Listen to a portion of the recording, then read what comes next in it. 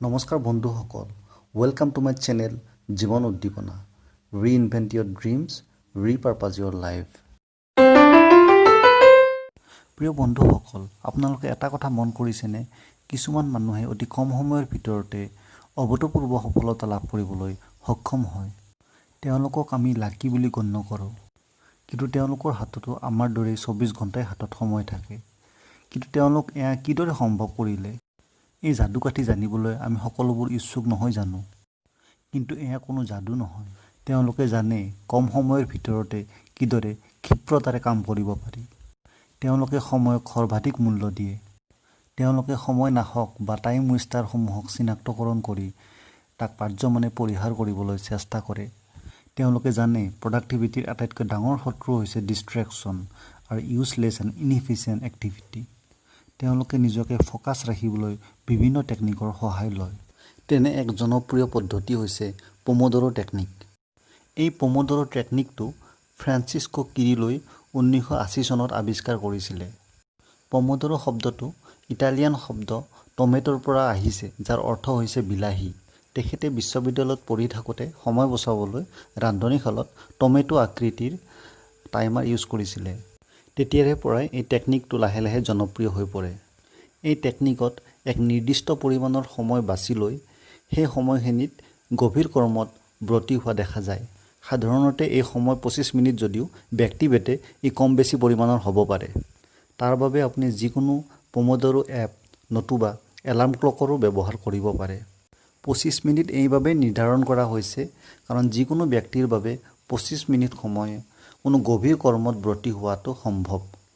25 মিনিটৰ বেছি হ'লে সাধাৰণতে আপোনাৰ মনোসংযোগ ব্যাহত হোৱাৰ সম্ভাৱনাই বেছি। আনহাতে কম হ'লেও আপোনাৰ বিশেষ কোনো লাভ নহয়। এনেদৰে 25 মিনিট সময় আপুনি কাম কৰি 5-10 মিনিটৰ বিশ্ৰাম ল'ব পাৰে। এনেদৰে আপুনি 4টা পেজত কাম কৰিলে সম্পূৰ্ণ 2 ঘণ্টা সময় পাই যাব। আপুনি জনা দৰকাৰ, নিতৌ 2 ঘণ্টাৰ গভীৰ কামে আপোনাক সফলতাৰ দুৱাৰলৈ নিবলৈ সক্ষম হ'ব। তাৰ বাবে আপুনি কেইটামান নিয়ম পালন কৰা উচিত হ'ব। প্ৰথম কথা, এইখিনি সময়ত যাতে কোনো ধৰণৰ ডিষ্টাৰবেঞ্চেছ নহয় তাৰ প্ৰতি লক্ষ্য ৰাখিব। মোবাইল, টিভি, লেপটপ আদি গেডজেটসমূহ দূৰত ৰাখিব। আপোনাৰ ছাৰাউণ্ডিংটো এনেকুৱা হোৱা উচিত যাতে আপুনি কাম কৰাৰ উৎসাহ অনুভৱ কৰে। ধৰা হওক আপুনি লিখা মেলা কৰি ভাল পায়। তেনেহ'লে আপোনাৰ ষ্ট্ৰেটেজি কেনেকুৱা হ'ব? আপুনি প্ৰথমে এক কাম কৰিব, আপোনাৰ কোঠাটোৰ এটা নিৰ্দিষ্ট স্থান লিখা মেলাৰ বাবে বাছি লওক। আপুনি আপোনাৰ মেজখন মুকলি কৰি ৰাখিব যাতে কোনো ধৰণৰ আননেচেছেৰী ডিষ্টাৰবেঞ্চেছ ফিল নকৰে। তাৰ পিছত পম'ড'ৰ টেকনিকৰ সহায়ত 25-25 মিনিটকৈ 4 বাৰ 2 ঘণ্টা সময় গভীৰ কাৰ্যত নিয়োজিত কৰক। মাজত আপুনি 5 পৰা 15 মিনিট সময় ব্ৰেক ল'ব পাৰে। মাত্ৰ লক্ষ্য ৰাখিব এই ব্ৰেকটো আপোনাৰ বাবে ডিষ্ট্ৰেকশ্যনৰ যাতে কাৰণ হৈ নপৰে। বন্ধুসকল, 25 মিনিটৰ তেনেকুৱা কোনো হাৰ্ড এণ্ড ফাষ্ট ৰুল নাই। আপুনি যদি আপোনাৰ কামত ইনভল্ভ হৈ পৰে তেনেহ'লে 25 মিনিটৰ বেছি সময়ো ল'ব পাৰে। মূল কথাটো হৈছে আপোনাৰ মেক্সিমাম ক্ৰিয়েটিভ পটেঞ্চিয়েল এইখিনি সময়ত খোল খাব লাগে। তাৰ বাবে আপুনি টেকনিক নিজৰ ধৰণে বনাই ল'ব পাৰে।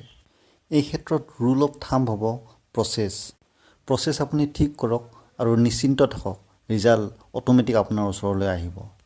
বন্ধুসকল, এই পম'ড'ৰ টেকনিকটো এবাৰ ব্যৱহাৰ কৰি নাচায় কিয়?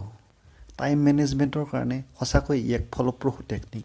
আশা কৰিছোঁ এই টেকনিকে আপোনাকো লাভৱান কৰিব। বন্ধুসকল, আপোনাৰ সময়তকৈ ভেলুৱেবল একোৱেই হ'ব নোৱাৰে। মই সেয়েহে ভিডিঅ'বোৰ পাৰ্যমানে শ্বৰ্ট কৰিবলৈ চেষ্টা কৰোঁ।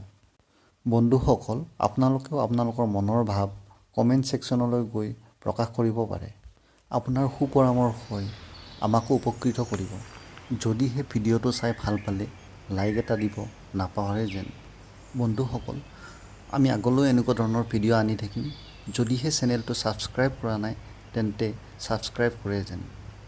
ভিডিঅ'টোৰ অন্তিম মুহূৰ্তলৈ অতি ধৈৰ্য সহকাৰে চাই এই ভিডিঅ'টোক সঁহাৰি দিয়াৰ বাবে মই আপোনালোক আটাইকে ধন্যবাদ জ্ঞাপন কৰিলোঁ।